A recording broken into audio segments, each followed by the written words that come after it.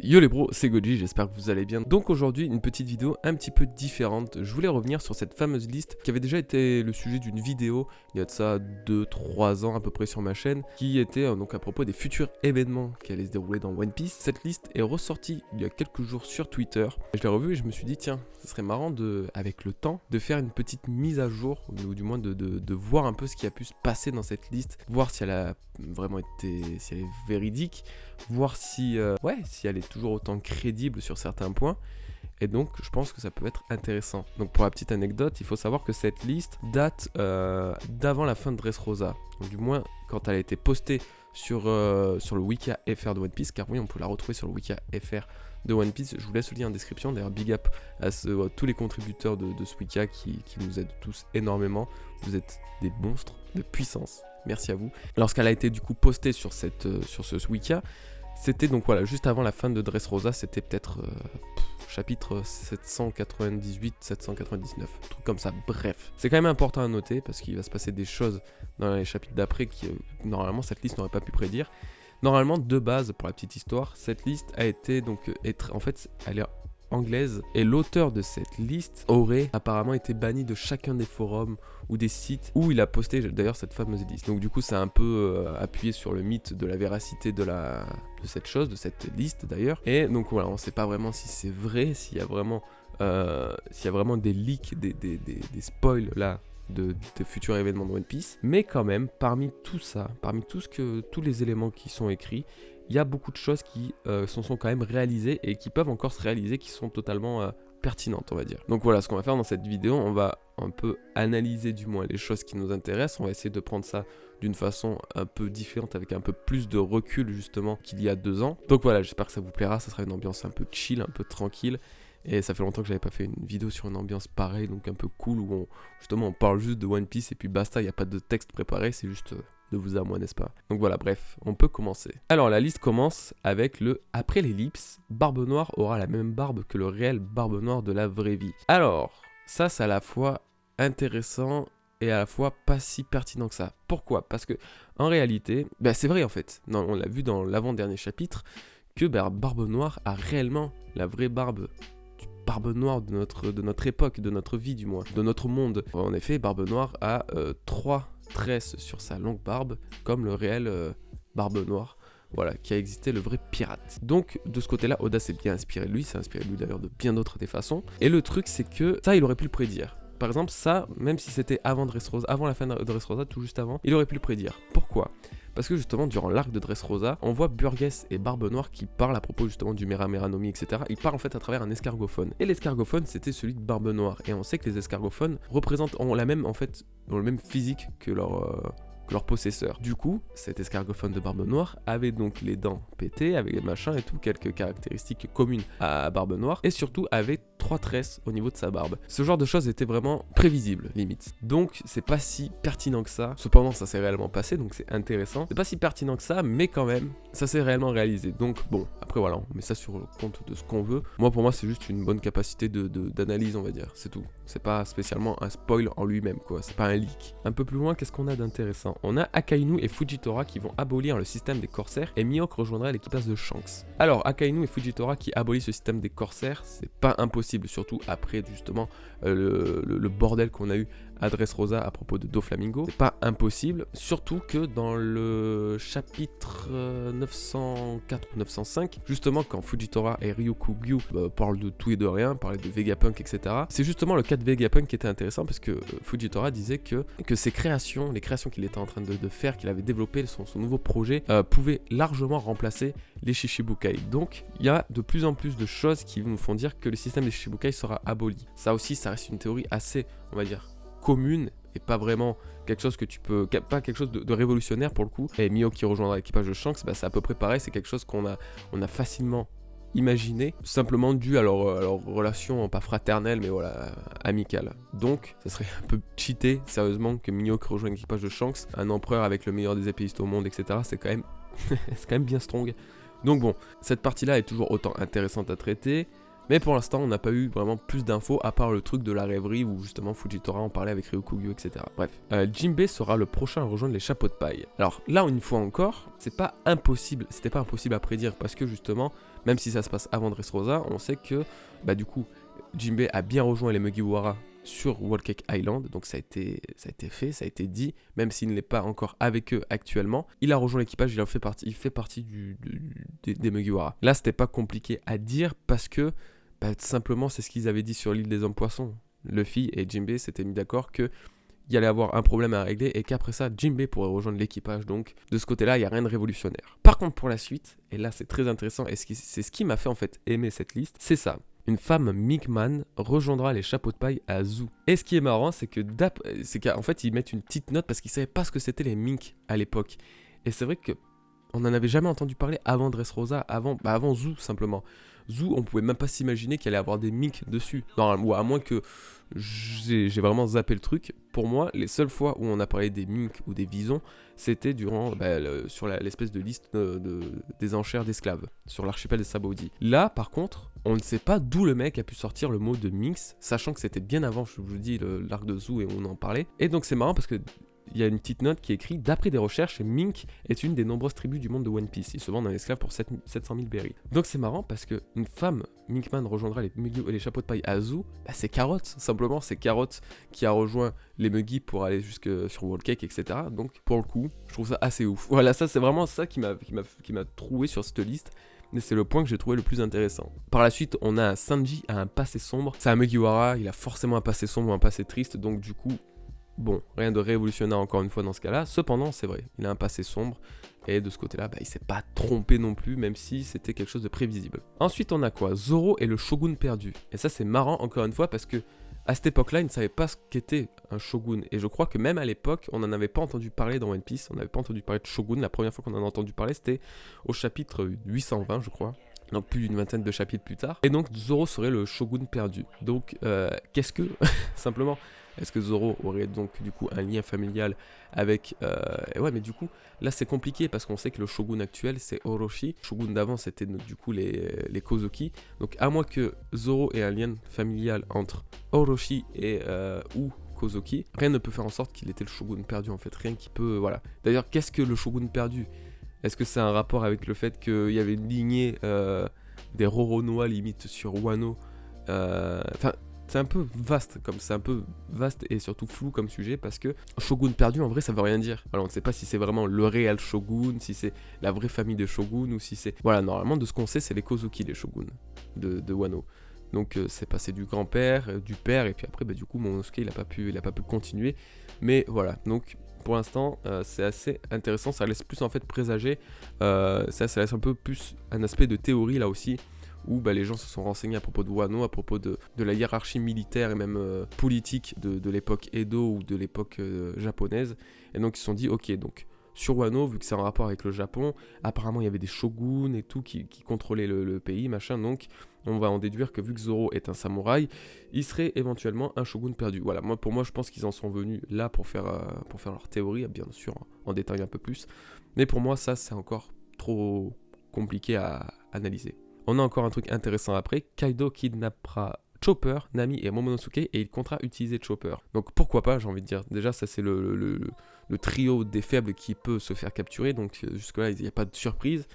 Il compte utiliser Chopper, par contre c'est aussi très intéressant parce que Chopper a un fruit bien particulier quand même, et le Zoan de l'humain du coup, et donc on sait que Kaido est à la recherche de Zoan, et peut-être du coup il risquera de vouloir l'utiliser pour une certaine chose. Ça après on sait pas, on peut pas imaginer, mais effectivement c'est quelque chose qui me paraît pas improbable, et si ça se passe, si vraiment Kaido kidnappe Chopper, Nami et Momonosuke, là cette liste va prendre un gros coup de crédibilité si vous voulez. Donc voilà, quand il kidnappera aussi Nami et Momonosuke, c'est peut-être en rapport avec les nuages, le vent, enfin un peu pas les éléments mais presque quoi, parce que Nami du coup elle peut créer des nuages, Momonosuke peut créer des nuages avec son fruit du démon.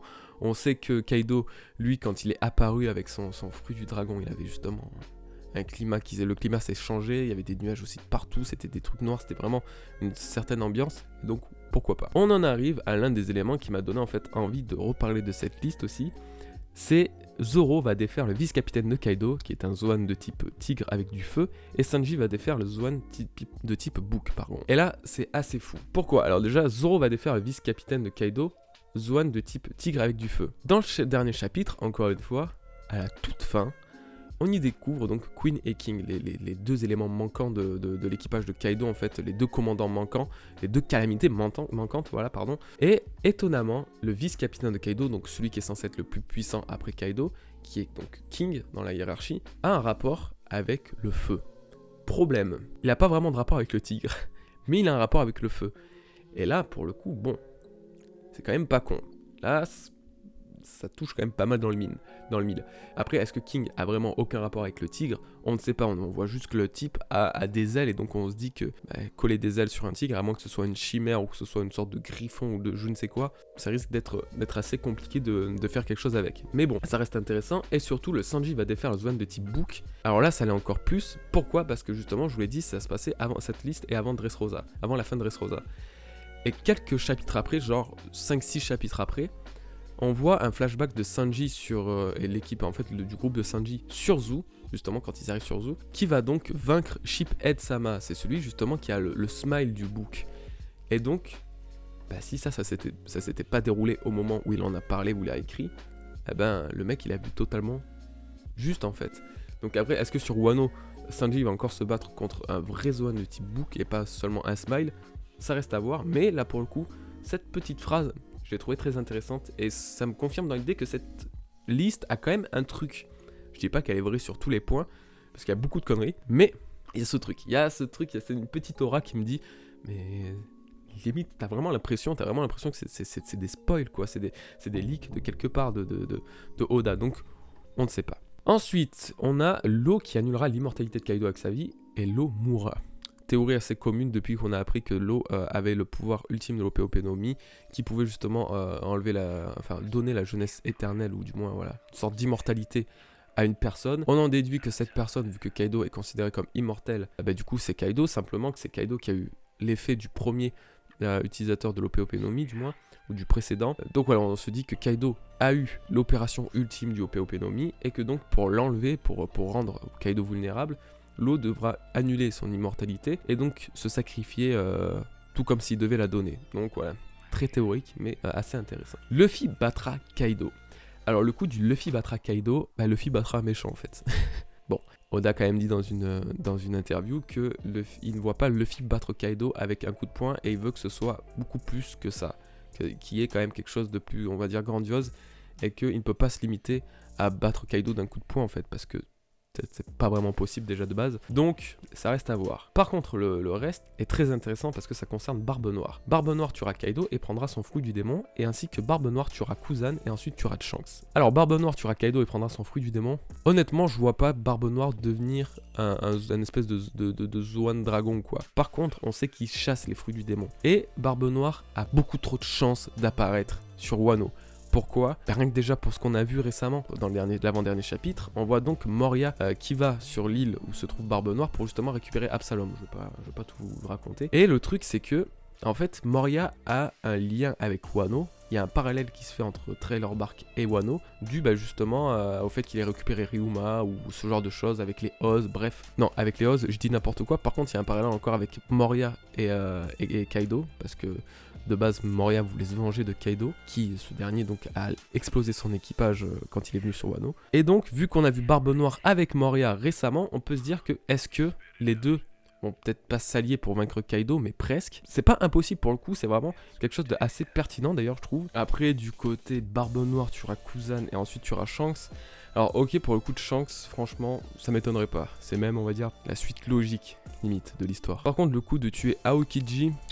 En fait, moi personnellement, j'ai plus de projets que ça pour Aokiji, et je me dis que s'il le tue, ça veut dire qu'il va encore récupérer son fruit du démon. Et c'est-à-dire qu'il va encore y avoir un personnage de son équipage avec le fruit de la glace. Et du coup, son équipage, là, sera vraiment tout ce qui est de plus inarrêtable, en fait. En fait, je vois pas trop l'intérêt de tuer Aokiji maintenant, sachant le rôle qu'il peut avoir un peu de partout. Le rôle qu'il peut avoir pour les révolutionnaires, pour la marine, pour tout, en fait. Donc, il peut le tuer, c'est pas impossible. Mais faut vraiment qu'il y ait une putain de bonne excuse, quoi. Parce que sinon, je l'accepterai pas. Aokiji, je le vois tellement avoir une grosse place pour la suite que... Bon... Voilà. Alors, Shanks fera une cicatrice sur l'œil de Barbe Noire. Pas encore très fou comme prédiction, mais clairement pas impossible d'ailleurs. Comme vengeance, Shanks aura fait cette cicatrice pour se venger de la sienne. Et donc, s'il y a vraiment combat entre Shanks et Barbe Noire, ça serait étonnant que Barbe Noire quand même s'en sorte sans aucun, on va dire, sans aucune séquelle simplement, sans aucune cicatrice. Donc oui, why not. Alors Barbe Noire défaire la marine et deviendra le roi des pirates. Concernant le coup de défaire la marine, je comprends pas spécialement. Par contre, le coup qu'il devienne roi des pirates avant Luffy, très probable. Il y a même plus de chances que n'importe quoi qu'il devienne le roi des pirates avant Luffy, parce que c'est celui qui en est actuellement le plus proche. Donc ouais. Là, une fois encore, why not. Alors là, c'est très intéressant une fois de plus. Wano et l'île des hommes poissons étaient sous la protection de Barbe Blanche parce que celui-ci était au courant pour les armes antiques qui sont cachées dans ces deux îles. Le truc, c'est qu'en fait, le coup de Wano qui était sous la protection de Barbe Blanche, je pense qu'il a fait ce lien. Je me mets à sa place s'il a voulu faire une théorie, hein, par exemple. S'il a voulu écrire ce genre, que ce soit que du bullshit et que ce soit pas du tout, on va dire, des leaks d'Oda, mais que lui-même a donné ces éléments parce que c'est ce qui lui semblait être le plus logique pour la suite de One Piece. Il a trouvé cette logique parce que en fait il a dû repenser au moment où Ace était apparu donc sur l'île sur l'île de Wano pour justement créer le casa immense pour Oz Junior. Enfin bref, c'est là où il avait appris de faire les casas, c'est là où il a vu Otama, etc. Bref, malgré le fait qu'il ait pu penser à ça, c'est pas du tout con parce que du coup on a appris que Oden, qui était à l'époque le shogun de Wano, était très ami justement avec Barbe Blanche, très ami avec Roger. Donc voilà, cependant, ça coince. Parce que du coup, à la mort de Oden, Barbe Blanche, il a rien fait, il a pas pris sous sa protection Wano. Wano était sous le joug de Kaido depuis le début en fait, depuis plus de 20 ans. Donc ça, c'est quelque chose qui ne s'est pas du tout passé. C'est quelque chose qui est totalement fausse au final. Donc ça décrédibilise énormément cette liste. Pour trouver le One Piece, tu dois être l'élu et pour cela tu dois écouter la voix de toute chose. C'est pour cela que Shanks et les autres Yonko n'ont pas pu le trouver, Luffy est l'élu. En fait là c'est pas con parce que du coup il dit que c'est pour trouver le One Piece et pas spécialement pour trouver Raftel par exemple. En gros il nous fait comprendre qu'il y a Raftel et il y a le One Piece. Donc c'est pas forcément en arrivant sur Raftel que tu vas découvrir le One Piece ou que tu vas, on va dire, finir l'aventure. Au contraire, c'est peut-être justement que là-bas que tout commence et du coup que tu vas comprendre certaines choses que les autres n'ont pas pu comprendre parce que justement ils n'étaient pas l'élu attendu, ils n'étaient pas de la prophétie comme la prophétie qu'avait annoncé Joy Boy ou quoi que ce soit, ou Shirley par exemple. Donc oui, ça c'est plus que probable. Encore une fois. Bon là on a encore un truc par exemple qui confirme le fait que Mihawk par exemple rejoindra pas forcément l'équipage de Shanks parce que c'est écrit Marco rejoindrait l'équipage de Shanks. Vous imaginez juste Marco, Mihawk, Shanks dans le même équipage. Ah mais truc de malade, surtout que Marco a encore quand même pas mal de liens avec les pirates de Barbe Blanche, malgré qu'il y en ait beaucoup qui soient morts. C'est chaud, surtout qu'on voit qu'il ne veut plus spécialement se battre, lui il est tranquille, il a pris sa retraite limite. Donc, pas très convaincu. Alors le coup du corsaire qui fera équipe avec Luffy dans le but de vaincre Kaido, en fait, comme je le disais tout à l'heure, à part Moria, il n'y aurait pas vraiment de candidat à ça. Vu que Moria veut se venger de Kaido justement, et que on l'a revu durant l'arc de Wano, même si c'était pas sur Wano même, il peut très bien retourner sur Wano justement pour une quelconque raison et s'allier avec Luffy pour vaincre l'empereur quoi simplement. Et donc là on aurait un lien, on aurait un retour du Luffy en Nightmare Luffy, on aurait des trucs comme ça parce que faut dire que Moria avait ce truc, avait la capacité en fait de jauger un peu la puissance de Kaido et quand il a eu le Oz, l'immense Oz de Trailer Bark avec l'ombre de Luffy, il a bien dit si j'avais eu ces deux éléments lors de mon combat contre Kaido, j'aurais pu le vaincre. Pour vaincre une bête comme ça, je me doute que je sais même pas si le Oz aurait suffi et si l'ombre de Luffy avait suffi. Mais imaginez simplement que pour le coup c'est très très très intéressant et qu'on pourrait avoir justement un duo, sachant que il n'a pas encore coopéré avec Moria, Luffy, sachant qu'il a coopéré quasiment avec tous les corsaires avec qui il s'est battu, sauf encore Doflamingo, mais ça ne saurait tarder. Plus qu'intéressant. Le coup du Moria et Luffy vs Kaido, plus qu'intéressant. Ouais. Alors là c'est intéressant, il y aura 3 grandes guerres en tout. Dans la première grande guerre, Ace et Barbe Blanche mourront, ok. Dans la deuxième grande guerre, Dragon mourra, et dans la troisième et dernière grande guerre, Sanji mourra, ok. Alors en fait, oui, c'est pas impossible du tout, parce que du coup on sait que la troisième et dernière grande guerre, ça opposera vraiment un Luffy devenu limite roi des pirates face justement aux dernières grandes forces de la marine et du gouvernement. Ça sera vraiment le dernier bordel, vraiment le dernier bordel. Et il se peut très bien qu'entre les deux, il y ait une autre grande guerre. Je vois pas forcément pour autant Dragon mourir dans la deuxième grande guerre, sachant que pour moi, la prochaine grande guerre, ça sera vraiment sur Wano limite. Hein. Je le vois limite comme ça. Mais je vois pas vraiment Dragon mourir si vite, et encore moins Sanji mourir dans une grande guerre, un autre Mugiwara du moins. Mais pour le coup, d'avoir imaginé 3 grandes guerres, si ça se passe vraiment, c'est pas mal. Franchement, c'est pas du tout con. Et justement par la suite, alors il y a encore des choses et ça va peut-être vous parler un peu plus. Sabo écrira un livre à propos de Luffy. Je ne sais pas si vous vous souvenez de ma théorie de janvier où j'avais donc imaginé, j'avais théorisé sur le fait que One Piece serait simplement un récit raconté par justement Sabo. En effet, vu que lui son rêve était d'écrire un livre, il aurait écrit un livre à propos de Luffy, à propos de son aventure, etc. Et là en fait il serait en train de le lire à toute une génération ou quoi que ce soit.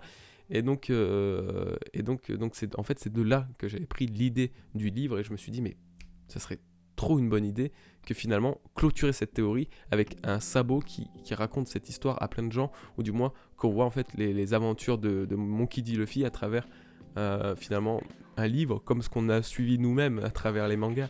Donc ouais, ça serait peut-être un peu simpliste comme fin, mais voilà, je me suis beaucoup basé sur ça. Alors là on a encore 3 choses intéressantes. Sabo tuera Akainu. Je suis pas sûr que Sabo tue quelqu'un une fois, je suis encore moins sûr qu'il parvienne à tuer Akainu. Mais ouais, il faut vraiment qu'il ait la patate parce que Akainu c'est quand même l'un des personnages les plus puissants de One Piece. Sabo, il a beau être puissant, il se fait souffler là d'après moi. Le projet Pacifista sera piraté par Dragon qui remerciera Kuma.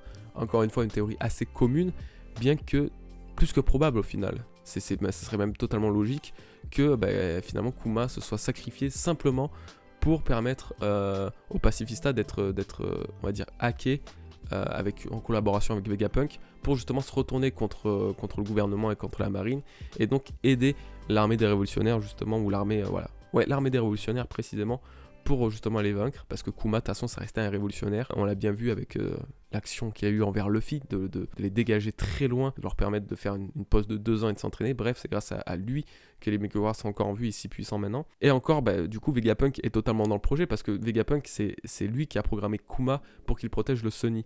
Donc les deux ils forment la paire et c'est sans doute des révolutionnaires, mais ça a été sujet de plusieurs théories. Ensuite, les 3 armes antiques seront prises par Barbe Noire, Luffy et les dragons célestes. Alors là, assez intéressant parce que du coup, Luffy aurait donc Poséidon, les dragons célestes, d'après ma théorie personnelle, auraient Uranus, et donc Barbe Noire aurait Pluton. C'est quelque chose qui tombe assez sous le sens quand on le voit comme ça, parce que si une force a plus d'une arme antique, ça chamboulerait en fait tout l'équilibre. C'est pour ça que moi personnellement, je vois vraiment Luffy, Barbe Noire et le gouvernement avoir chacun une arme antique pour, on va dire, avoir pas la même force mais presque. Parce que si par exemple Luffy a 2 armes antiques, ou Barbe Noire en a 2, ou les dragons célestes en est 2, en fait il va bien rester quelqu'un qui en a pas une, et donc ils vont se faire laminer.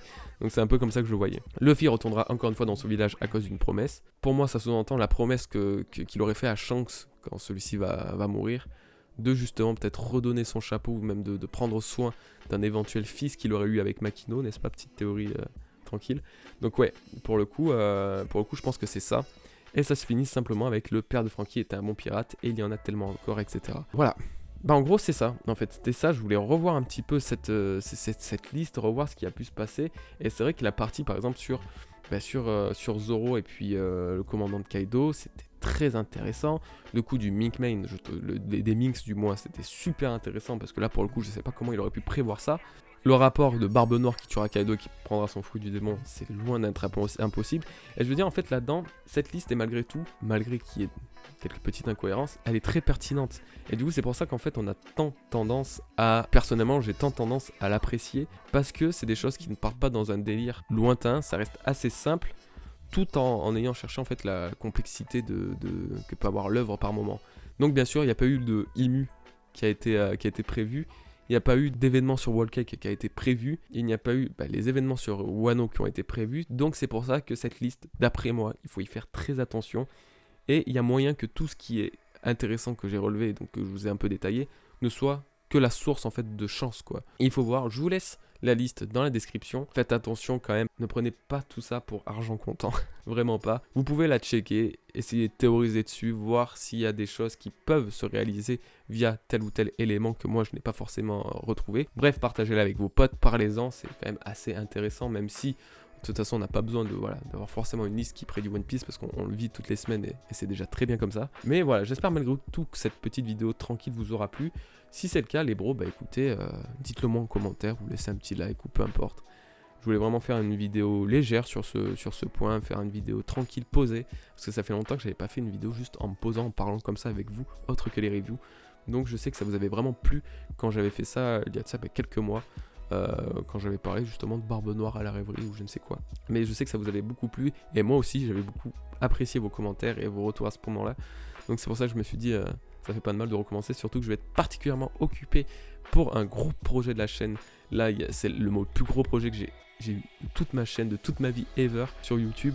Donc là ça va être fou, vous allez kiffer, ça va arriver normalement mi-décembre ou entre mi et fin décembre, dans cette période-là, et ça va être dingue, vous allez kiffer je pense. Ça va être vraiment dingue, vous imaginez même pas. Je vous hype un peu.